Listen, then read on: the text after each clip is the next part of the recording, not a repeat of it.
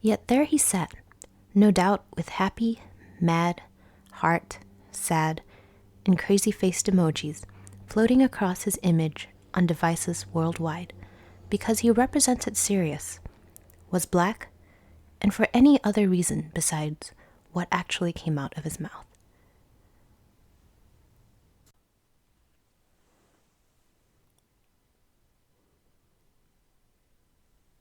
I was going to talk about something else in this session, but being that I'm recording this in the middle of Black History Month, I decided to talk about race in the context of Cereus Limnic. I think many readers and listeners would be surprised to know that despite all of the themes and lessons that I included in the novel, race is actually not among them. At least I didn't mean for it to be. And I think that's interesting because as I was writing, I found I had to go out of my way to actually avoid making certain themes, characters, scenarios about race. This fact in and of itself gave me pause and taught me something about myself and our culture, at least, US culture, that I pretty much already knew to be true, but I became more aware of as I wrote the book. It taught me that one way or the other, as Americans and probably as people in general, we are programmed consciously and subconsciously to see race everywhere, for better or worse. Here in the US, we tend to take it a step further, and not only do we see race everywhere, we see racial issues everywhere, which is pretty problematic for me as a black man, right? Because that means everywhere I go, whether I like it or not, race becomes an issue for me. And it's not always the most comfortable thing, to be honest. In Cereus Limnic, I didn't want racial issues to become the center of attention. But I think people who are uncomfortable talking or thinking about race and discrimination may make it about racial issues if they read the book. That's what tends to happen, unfortunately, when you have something that's written by a non-white person.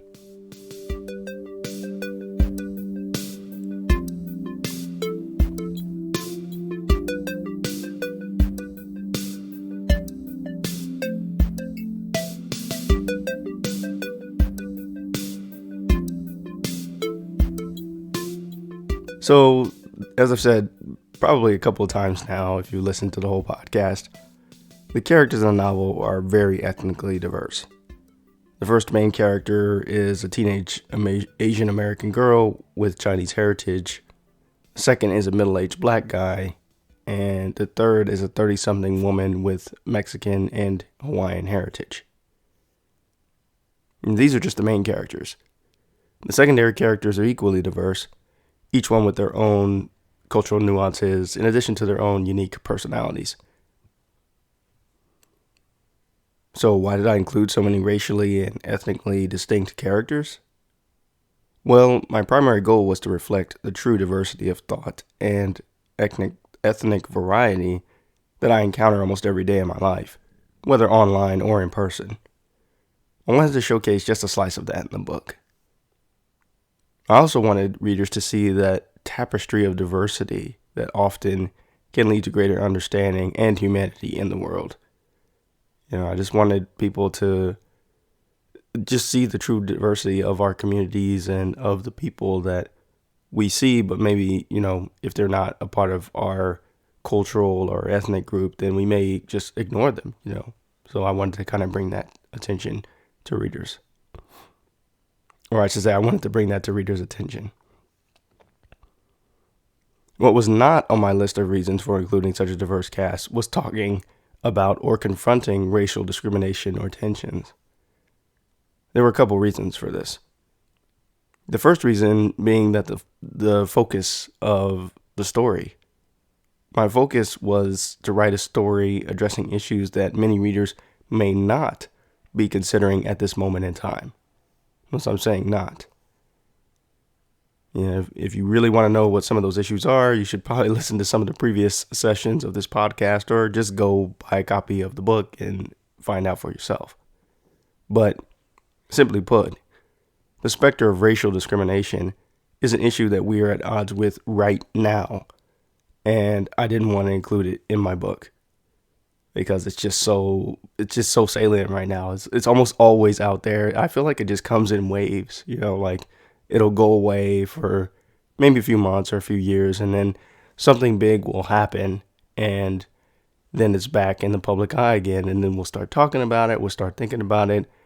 Right now, we'll start having all these trainings about it, like I have at my job right now. You have these diversity panels and just equity panels, we call them, I guess. But, where you talk about things, but unfortunately, nothing really happens usually after these sessions. Some people walk away feeling good. Me, as a minority and as a black guy, I'm just like, what were you doing for the last 30 minutes or an hour? I don't know. Anyway, but I digress. The second reason I did want to write about race in a novel, and this may sound odd to some people, was that honestly I'm just pretty sick and tired of talking and thinking about it all the time. I mean, just like I was talking about just a couple seconds ago about these trainings, anytime we have one of these, all of a sudden the eyes shift, or if it's on Zoom or whatever, they shift to me or other people that look like me, and they're like, well, what do you have to say about this? And literally you always have to have something to say about it, whether it's productive or not. And yeah, it just kind of gets tiring. And I think literally since I was 6 or 7 years old, being black has always made me have to defend or justify myself in many ways. Sometimes that justification was to others. A lot of times it's to myself. I can remember when I was in elementary school, probably like second or third grade, that was probably the first time I consciously encountered systemic racism.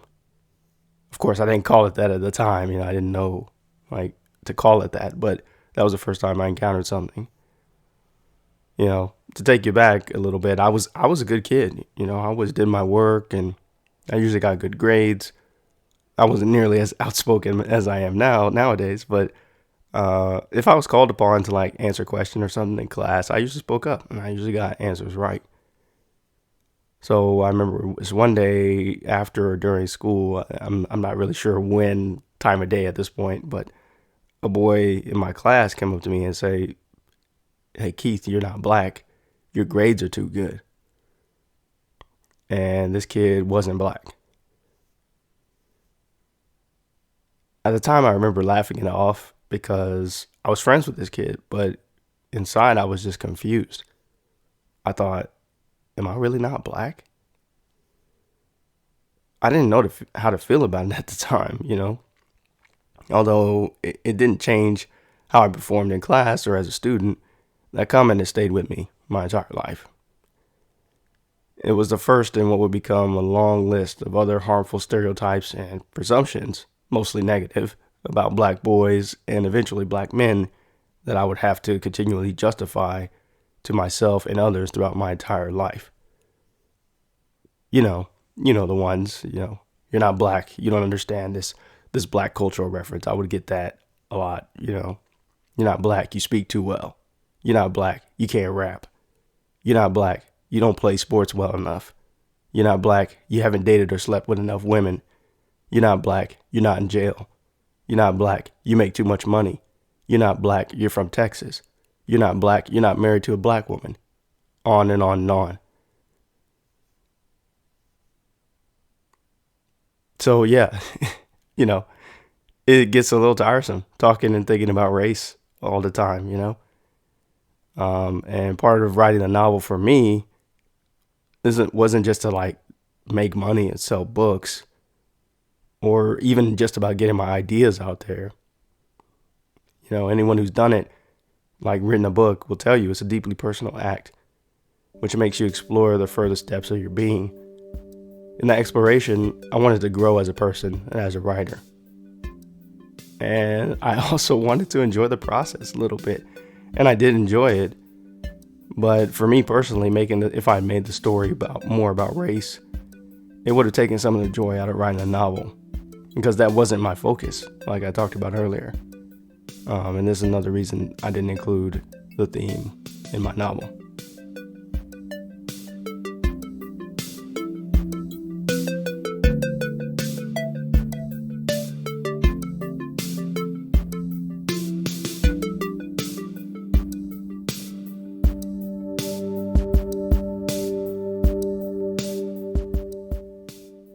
Before this year, I'm gonna be honest, I didn't think much about Black History Month. It just kind of came and went. It's February, it's cold usually, and it was over. One of the reasons for this was because I wasn't really around many Black people, so I didn't really have much occasion to really think about it, or certainly not celebrate it like in a meaningful way. I just didn't do it. But this year has been different in 2021 so far.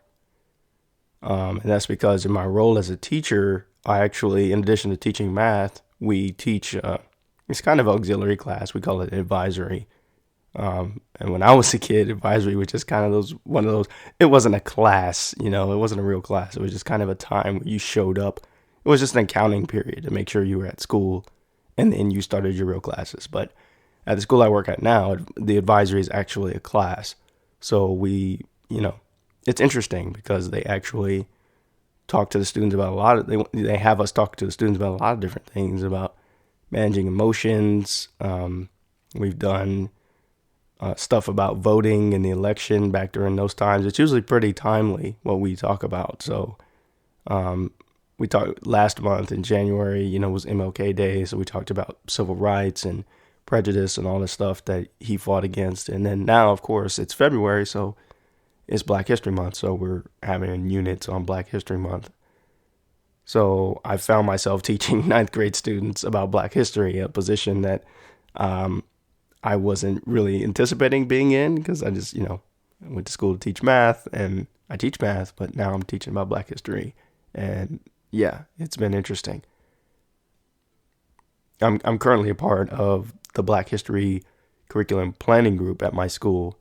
So I'm directly influencing in many ways how we relate the story of Black heritage to the younger generation.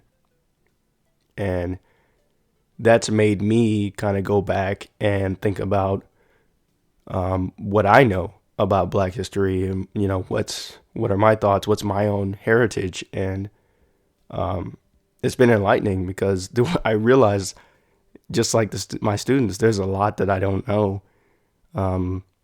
And I never really looked. I just kind of got what I got. You get the little sprinkling of Black historical figures, and then, slavery and something. And then that's pretty much it.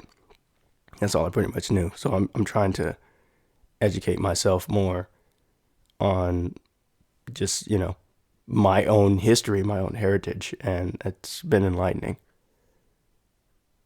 So how's it going so far with the teaching aspect? Well, yeah, it's been interesting. Of course, we've hit the major milestones. We talked to the students about them. African diaspora, slavery, of course, famous historical African American figures from Crispus Attucks to Barack Obama. But we've also touched on topics I had never learned or known about. We've talked about Blackness from around the world, from Yemen to Canada. I even, I went out of my way to find Black people that, we don't, as African Americans and as Americans, I don't typically think of Black people in Germany. I don't think of Black people in China or anything like that, but they exist. They are over there. And yeah, it was just interesting pulling up some of these figures of this rich heritage and showing it to the students that, hey, there's Black people everywhere, and you just probably don't hear a lot about them. So through these informative videos and articles, our students have learned about the history and legacy of people of African descent and their contributions to cultures around the world. It's been pretty amazing. I guess my hope, for teaching the students about this is that all of them will understand that black people around the world are more than just descendants of slaves or those people in rap videos or on basketball courts. I hope they see that black history is American, Canadian, Mexican, British, and world history. Insert your country here. And yeah, turns out black people, if they didn't have a hand in shaping it, they are surely a part of it nowadays, So I feel like I hope my students walk away with that. I just hope they become more tolerant and more human, no matter if they are black or not. That's what I always hope through my work. Yeah. As a black man, more specifically a black author, I think people would expect me to write about race and racial issues. I personally feel like there are plenty of good slave narratives and allegories out there, or other stuff about, traditionally issues are associated with black people. And I just wasn't out to write another one. I really had no desire to do that. And I just wanted to go in a different direction with Cereus Limnic, and I'm happy I did. Because I went my own way, and yeah, I'm just glad I did. Right now, as part of my Black History Month, self-training or enlightenment, I'm reading a book called The Destruction of Black Civilization by this author named Chancellor Williams. Williams, a black historian, conducted 16 years of research, and not just poring over books, y'all. Like, he went to Africa and traveled throughout the whole continent and talked to people and observed and took notes. Pretty amazing stuff that this guy did back in the 50s and 60s, 1950s and 60s. So you can imagine how difficult it was probably, getting around and stuff. But anyway, his book, he sought to compile a book of African history, not from the white or European perspective, as is found in most mainstream history books, but from the African perspective. And even though the book was originally released, I think, in 1971, his message is definitely still relevant today. And I'm about halfway through the book, and man, so informative. And of course, ancient history. A lot of the book covers ancient history, like 3100 BC, and then this area of history that, usually when I think of ancient history, I think of like the Romans and the Greeks, and yeah, it's pretty ancient, but this is even more ancient, and that's the first time I've heard or read an account of that from African perspective. As I said, I'm about halfway through the book, and the primary thing that I've learned is that violence due to racial tensions and discrimination is nothing new. It's almost as old as humanity itself, you could say. Even ancient African tribes at the dawn of civilization fought and killed each other due to differences in skin tone. Even the most violent and heinous crimes we see today are fairly benign when it comes to the slaughtering, raping, and cultural obliteration that used to take place in ancient times. And back then, there was no one left to spread outrage or even fight back. There's no Twitter, there's no TikTok or Instagram. It's just, you're gone. Dissenting voices, they were just silenced for all eternity through murder or slow forced integration into the culture of the conquerors over the years. Integrate or die was the law of the land for millennia. I think many people forget about that these days. Anyway, a quote from the book sticks out to me. It says, "But the black historian, member of a race under perpetual siege and fighting an almost invisible war for survival, dare not follow in these footsteps of the master." What he was doing was essentially he was apologizing early on in the book for not being a purely objective historian, because he knew he could not just write the facts as most historians do, because the facts he writes about are not well known to most people. They certainly aren't commonly accepted.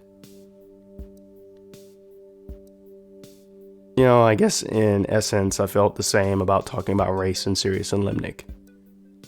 It's difficult for me to write and talk about race objectively, which made it less interesting for me as an author to include it as a side topic in my story. That's just my personal take. Trust me, when I do write a story with race as a main theme, you're going to know it. And I will make sure to be as intentional about it as I am with any other subject matter I aim to address through my writing.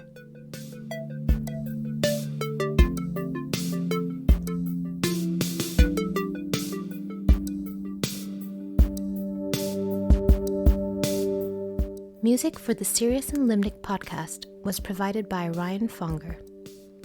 For more information about Cereus Limnic, visit keithhayden.net and subscribe or follow at @KH_author on Twitter. For future episodes, subscribe and follow the Cereus Limnic podcast on YouTube, Apple Podcasts, Google Podcasts, Spotify, Stitcher, as well as the Amazon Music app.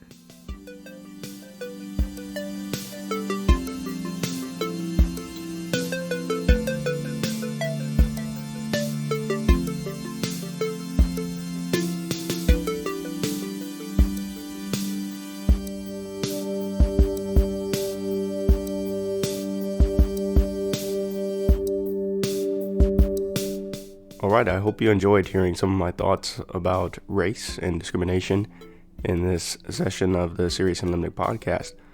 I just wanted to let you know that on my website, keithhayden.net, the Cereus Limnic audiobook is now available. And it's interesting because I'm trying something new with the distribution of this audiobook by distributing it as a private podcast to you as I record them. So that means you get the audiobook faster. You don't have to wait for the entire thing to be done in order to enjoy it. Just go over to keithhayden.net to read about more of the details of the audiobook. I'm pretty excited about that. And also, on February 20th, I'll be at my first conference as an author. It's pretty exciting stuff. So it's called Virtuous Con, and I'll be there from 9 o'clock to 2 p.m. Pacific time. Come on over, say hello, grab a book, and ask questions about Cereus Limnic. Or just come over to chat and hang out.